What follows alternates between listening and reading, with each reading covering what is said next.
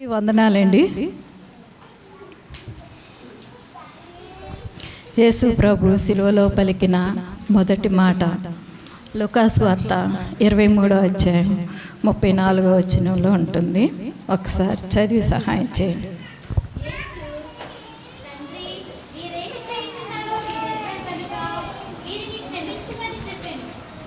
చాలా తండ్రి వీరేమి చేయుచున్నారో వీరెరుగురు గనుక వీరిని క్షమించమని చెప్పాను. ఇది యేసుక్రీస్తు మొట్టమొదటిగా సిలువలో పలికిన మాట అన్నమాట. తండ్రి వీరేమి చేయుచున్నారో వీరెరుగురు గనుక వీరిని క్షమించమన్న మాట మనము చూస్తున్నాము. లేఖనము నెరవేర్పుగా 720 సంవత్సరాల క్రితము యెషయా ప్రవక్త ద్వారా ప్రవచింపబడిన ప్రవచనము, తండ్రి వీరేమి చేయుచున్నారో వీరెరుగురు గనక వీరిని క్షమించమని చెప్పాడు. ఈ మాటలో మనం చూసుకున్నట్లయితే క్షమాపణ కనిపిస్తుంది అన్నమాట. దేవుడు ఎంతగా మనల్ని ప్రేమించాడంటే ఆయన సొంత కుమారుని మన కోసం ఇవ్వటానికి వెనుతీయలేదు. ఆయన అంత శ్రమలో కూడా, అంత వేదనలో ఉండి కూడా, అంత బాధలో ఉండి కూడా సిలువ మీద ఉండి మరి 9 గంటలకి సిలువ వేశారు. 3 ఆయన ప్రాణం పోయిందని మనం లేఖనాల్లో చూస్తున్నాం. అంత భయంకరమైన శ్రమలో ఉండి కూడా ఆయన తండ్రి వీరేమి చేస్తున్నారో వీరెరుగరు గనక వీరిని క్షమించమని చెప్తున్నాడు. యేసు ప్రభు గెత్సేమనే వనము దగ్గర నుండి బయలుదేరిన దగ్గర నుండి ఆయన చెమట రక్తంగా మారుతూ ఉన్న దగ్గర నుండి అనేక శ్రమల గుండా ఆయన ప్రయాణం చేయొచ్చు, అనేక బాధల గుండా ఆయన ప్రయాణం చేయొచ్చు. అలాంటి సమయంలో చెప్పినటువంటి మాట ఏంటంటే, తండ్రి వీరేమి చేయుచున్నారో వీరెరుగరు గనక వీరిని క్షమించమని తండ్రితో ఆయన చేయుచున్నటువంటి ప్రార్థనగా మనము చూస్తున్నాము. ఎవరి కోసం ఆయన ప్రార్థన చేశారంటే, ఆయన కొట్టిన వారిని గురించి, ఆయన తిట్టిన వారిని గురించి, ఆయన్ని గడ్డం పీకేసిన వారిని గురించి, ఆయనకి సిలువేడి అని కేకలు వేసిన వారి గురించి ఆయన పలుకుతున్నటువంటి మాట ఏంటంటే, తండ్రి వీరేమి చేయుచున్నారో వీరెరుగరు గనక వీరిని క్షమించమని తండ్రికి ప్రార్థన చేస్తున్నాడు.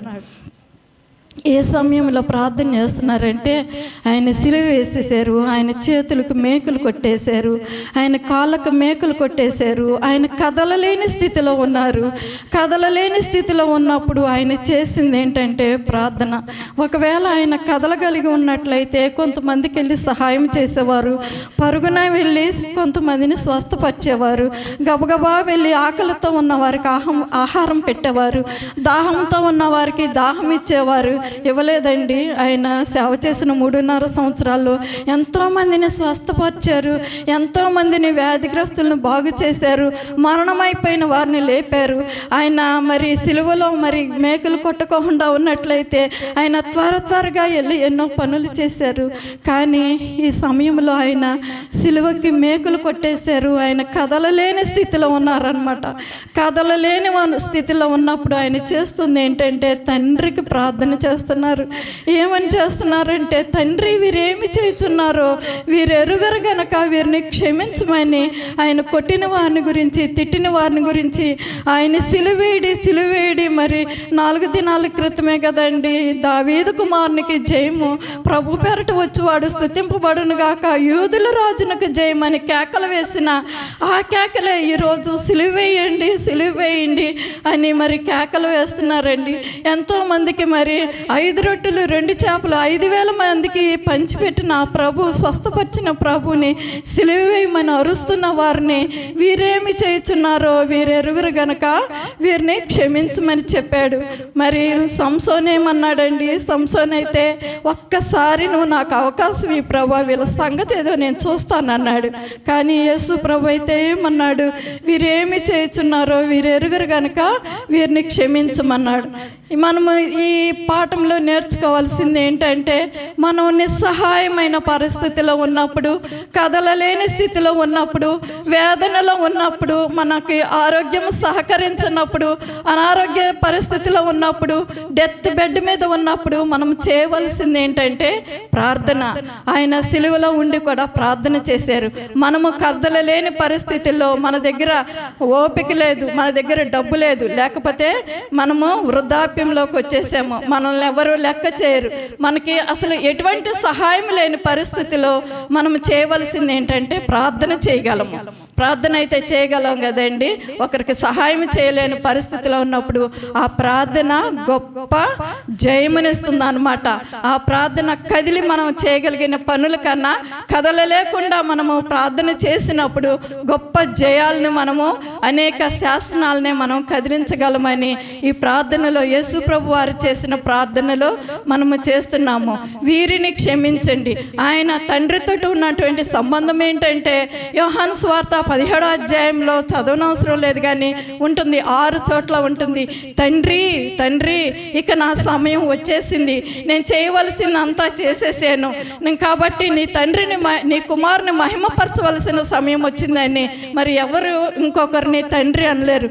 తన సొంత తండ్రినే తండ్రి అని పిలవగారు. పక్కింటి వాళ్ళని, వేరే వాళ్ళని అంకుల్ అంటారు, ఇంకోటి అంటారు కానీ తండ్రికి ఉన్నటువంటి సంబంధం ఎవరినైనా అనగలరా? అనలేరు. తండ్రి అని ఆయన పరలోకపు తండ్రిని పిలిచే హక్కు మన క్రైస్తవునికి, మన యేసు ప్రభు వారికి మాత్రమే ఉన్నదన్నమాట. ఆయన మొట్టమొదటి నుండి ప్రార్థనతోటి అనేక విషయాలు ప్రారంభించారు. ప్రార్థనతోటే ఆయన మరి సిలువలో పలికిన మొట్టమొదటి మాటలో కూడా ప్రార్థనే ఉన్నది.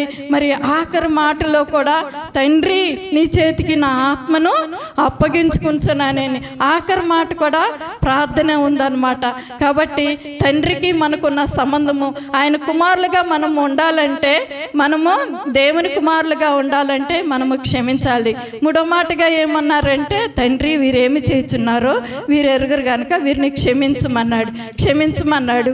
మనము కూడా ఆయనకు కుమారులుగా ఉండాలంటే మనము కూడాను మరి క్షమించే మనసుని మనము కలిగి ఉండాలన్నమాట. ఎవరిని మనం క్షమించాలంటే, మన ఎడల అపరాధము చేసిన వారిని, మన ఎడల దోషము చేసిన వారిని, మన మీద చెడ్డ మాటలెలా పలికిన వారిని, వారందరినీ కూడా యేసు ప్రభు ఎవరిని క్షమించమన్నాడంటే వారిని మాత్రమే క్షమించమన్నాడంటే కాదండి. లోకం పుట్టినది మొదలుకుని మరి అబ్రహాము దగ్గర నుండి కూడాను, లోకము పుట్టిన మొదలుకొని కూడాను, ఆదాము అవ్వల దగ్గర నుండి నేటి వరకు, భూత వర్తమాన కాలాల్లో, భవిష్యత్ కాలంలో నేటి వరకు ఉన్న వారిని బట్టి ఆయన క్షమించమని అడిగాడు. ఇంకా రాబో తరముల్లో ఉన్న వారిని కూడా ఆయన క్షమించమని అడిగాడు. ఒక ఉదాహరణగా ఏంటంటే, నెల్సన్ మండేలా గారని ఒక ఆయన ఉన్నారండి, ఆఫ్రికన్ జాతి, మరి వజ్రం అని చెప్తారనమాట. ఆయన మరి ఆ దేశంలో ఆఫ్రికన్స్కి మరి స్వతంత్రం లేని సమయంలో ఆయన ఆ దేశపు స్వతంత్రం కోసం ఎంతగానో పోరాడుతుంటే ఆయన ఒక పేద కుటుంబంలో పుట్టారండి.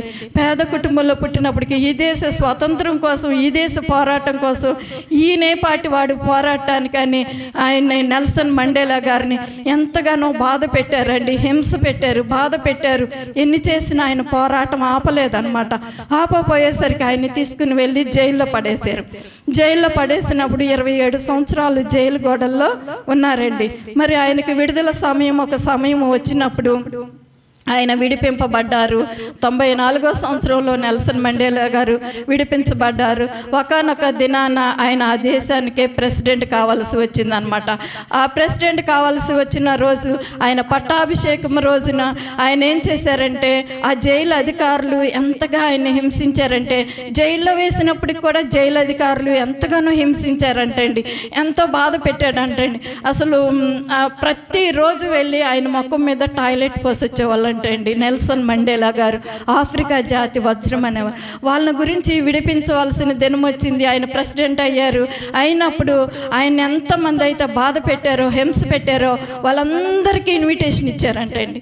ఇన్విటేషన్ ఇచ్చి వారితో కూడా సమాన భావం ఇచ్చేసి వాళ్ళని అలాగా గౌరవిస్తూ మర్యాదిస్తూ ఉన్నప్పుడు ఆయన తోటున్న వాళ్ళందరూ, ఇదిగో నువ్వేంటి, నువ్వు చేస్తుంది ఏంటి, నువ్వు ఏం చేస్తున్నావో నీకు అర్థమవుతుందా, ఇప్పుడు నీకు సమయం వచ్చింది, నిన్నెవరైతే బాధ పెట్టారో, నిన్నెవరైతే హింసించారో, నిన్నెవరైతే గాయపరిచారో వాళ్ళందరి దగ్గర పగ తీర్చుకోవాల్సిన సమయం వచ్చింది, ఇప్పుడు నీ టైం వచ్చింది, నువ్వు చేస్తున్నది ఏంటో నీకు అర్థమవుతుందా అంటే నెల్సన్ మండేలా గారు చెప్పిన మాట ఏంటంటే, 27 సంవత్సరాలు నేను జైలు గోడల మధ్య ఉన్నాను, అనేకమైన పాఠాలు నేను నేర్చుకున్నాను.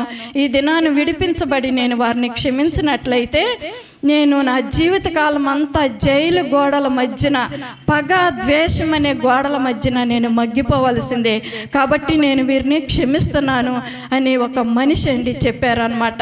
ఆయన ఇది దేని బట్టి సాధ్యమైందనంటే ఒక మాట చెప్పారంట, నేను విన్నాను, నా ప్రభువు నా కోసం ఎంతో త్యాగం చేశారు, మరి నా ప్రభు కోసం నేను వీరిని క్షమించకపోతే నేను ఆయనకి కుమారుడిగా ఉండలేను, కాబట్టి నేను క్షమించాలని వారందరినీ క్షమించారంటే అండి. అలాగే మనము కూడాను మన ఎడల అపరాధము చేసిన వారిని, మన ఎడల పాపము చేసిన వారిని, మన మీద చెడ్డ మాటలు చెప్పుకున్న వారిని కూడా మనము క్షమించేటువంటి ఉన్నతమైనటువంటి అనుభవంలోనికి రావాలని యేసుక్రీస్తు ప్రభు ఈ భూమి మీదకి వచ్చి ఎంతో ప్రేమను చూపించకపోతే ఇంత త్యాగం చేయలేరండి. ఆయన భూమి మీదకి వచ్చి ప్రేమను చూపించారు అనమాట. ఈ వాక్యంలో మనం నేర్చుకున్నది ఏంటంటే తండ్రి కుమారులకు ఉన్నటువంటి సంబంధము. మొట్టమొదటిగా ప్రేమ, తర్వాత తండ్రి కుమారులకు ఉన్నటువంటి సంబంధము. మూడవదిగా ఏంటంటే ఆయన ప్రార్థన చేశారనమాట. ఎవరి కోసం ప్రార్థన చేశారంటే నీ కోసం, నా కోసం కూడా 2000 సంవత్సరాల క్రితం యేసు ప్రభు వారు ప్రార్థన చేశారండి. ఆ ప్రార్థన ఫలమే మనము ఈ దినమందు ఇక్కడ మనము ఉండగలిగామండి. 2000 సంవత్సరాల క్రితమే, మనము పుట్టక ముందే మన కోసం ప్రార్థన చేసిన తండ్రి కోసం మనం ఎలాగ బ్రతకాలంటే ఆయన గొర్రెపిల్లలాగా వచ్చారు, వధింపబడ్డారు, ఆయన ప్రాణం ఇచ్చారు, మరి ప్రేమను చూపించారు. మరైతే ఈసారి మరి ఆయన గొర్రెపిల్లలాగా రారు, యోధా గోత్రపు సింహంలాగా వస్తారు. నీవు నేను సిద్ధపడి ఉండాలి. ఈ దినముందు అయినా సరే ఈ సమాధాన సంబంధమైన సువార్తను మనం విని రక్షింపబడకపోయినట్లయితే ఇంకను అదే పగలు, అదే ద్వేషంలోను, అదే పాత స్థితిలోను ఉన్నట్లయితే రానయ్యున్న రారాజు ఆయన గొర్రెపిల్లగా రాడు, ప్రేమ పెట్టడానికి రాడు, మరి బలేవటానికి రాడు, కానీ ఆయన న్యాయం తీర్చడానికి వస్తున్నాడు, యుద్ధము చేయటానికి వస్తున్నాడు. ఈ అంత్యకాలంలో, అపాయకరమైన దినాల్లో, దుర్దినాల్లో ఇకనైనా సరే సువార్త ఎంతగానో మరి బోధింపబడింది, ప్రకటింపబడింది, నాకు తెలియదు అని చెప్పటానికి అవకాశం లేదనమాట. 2000 సంవత్సరాల క్రితమే ఆయన వచ్చి యేసుక్రీస్తు నిజదేవుడు, నిజదేవుడు అని బోధిస్తూ ఉండగా తెలియని అనటానికి మనకు అవకాశం లేదు. ఈ లోకంలో ఉన్న సామెత అంటే దుష్ట శిక్షణ, శిక్ష రక్షణ అంటారు. మరి మన యేసు ప్రభు అయితే నశించిన దాన్ని వెదకి రక్షించడానికి ఆయన ఈ లోకానికి వచ్చారనమాట. పాపిని రక్షించడానికి వచ్చారు. ఆయన ప్రేమను పెట్టారు, బలి అయిపోయారు, ఆయన రక్షించారు. నమ్మి నువ్వు ఈ సువార్తను అంగీకరించినట్లయితే ఈ దినమందు నీవు నేను కూడా రక్షణ అనుభవంలోనికి వస్తాము. ఇక సమయం లేదు, వచ్చువాడు త్వరగా వస్తున్నాడు గనక మన పాపములు మనము దిద్దుకుని యేసయ్య వైపు చూసి రక్షణ పొందటానికి మనము సిద్ధపరచుకుందాము. దేవుడి వాక్యాన్ని దీవించునుగాక. నాకు ఇచ్చిన సమయం అయిపోయింది.